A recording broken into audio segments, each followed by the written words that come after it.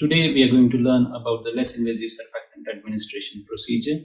LISA or Less Invasive Surfactant Administration is the method of delivering surfactant to the spontaneously breathing preterm infant on non-invasive respiratory support.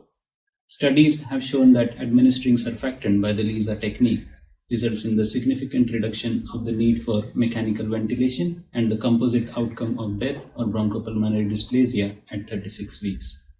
Equipment needed for the procedure are a video laryngoscope with appropriate size blade, SurfCath, which is a catheter specifically designed for the procedure, nasal prongs to deliver a PEEP to the infant, and saturation probes, 5 ml or 10 ml Luolox syringe, IV connector, nasogastric tube, and surfactant.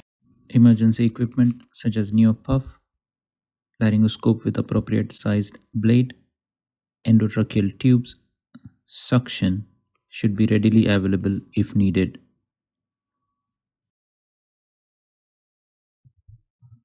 Keep surfactant ready in the dose of 200 mg per kg to the nearest vial drawn into a 5 ml or a 10 ml IV syringe. And now attach this to a TP cannula connector. I'm just going to talk to you about the video laryngoscope that we have up here on walnut wood, which we'll be using for the LISA procedure. So this is our video laryngoscope, and this will always be kept on walnut wood. So I'm just going to show you the back to begin with. So before you start using, if you just make sure that you've got your power cable plugged in and your camera lead. Now the camera lead should be with these arrows aligning with that little white arrow there. So if this is disconnected, please just connect it again. So the machine, when used, should always be plugged in. And to use this machine, you're literally just going to switch it on the power button there. The green light will come on and the machine will just do its start up. Okay, and then you've got your power there, just to make sure that you've got power before you use it. It's always best just to plug it in with every use, just in case the battery does run out. Okay. So this is your lead here, and this is what you're going to connect your camera to. So the camera will be in this box over here, and this box will always be kept in the back of dolphins in the cupboard. So your camera is just here. So I'm just going to show you how to connect this camera. So you've got two little kind of markings there, and they're just going to line up and align with this here. And they're just going to click on, and you'll be able to see that you've got a blue light, and also you've got a picture on the screen of the laryngoscope. So that's your camera. So now we're going to look at the blades. So these blades are disposable, so they're one use only. We're going to have size 0 and size 00. We won't ever be using a size 1 because they're too large. So I'll just show you how to connect this. So as you can see, it's the same shape. So you're literally just going to click this on. And you can see the markings here, they're just going to align and click. And you've got a lovely screen, a picture there on your machine.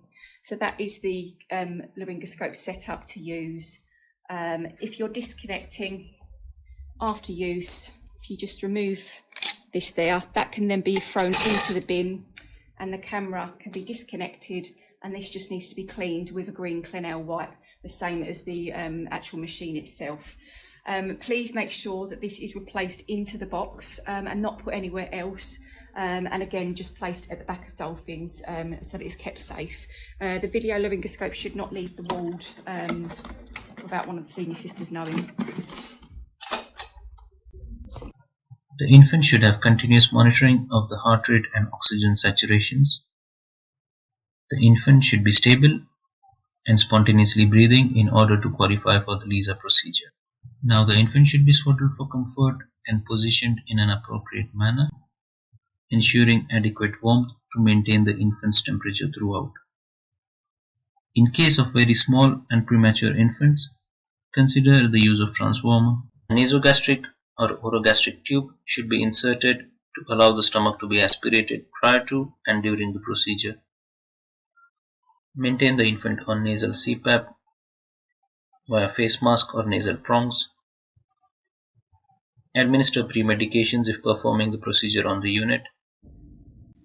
Visualize the vocal cords with the video laryngoscope with or without the nasal prong CPAP as per operator preference only during insertion, and connect back once the catheter is in. Insert the surf cath whilst holding the catheter in the middle until the black mark is below the vocal cords.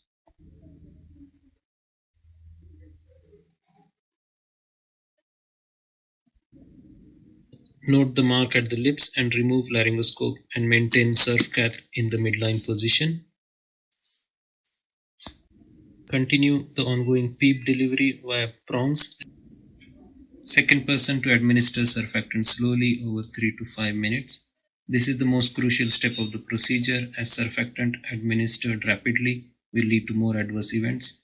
Briefly stop the surfactant delivery if bradycardia desaturation occurs and resume when resolved. If there is apnea, the infant can be stimulated, and if still not improved, may need further resuscitation as per an LS algorithm. This is not an emergency procedure.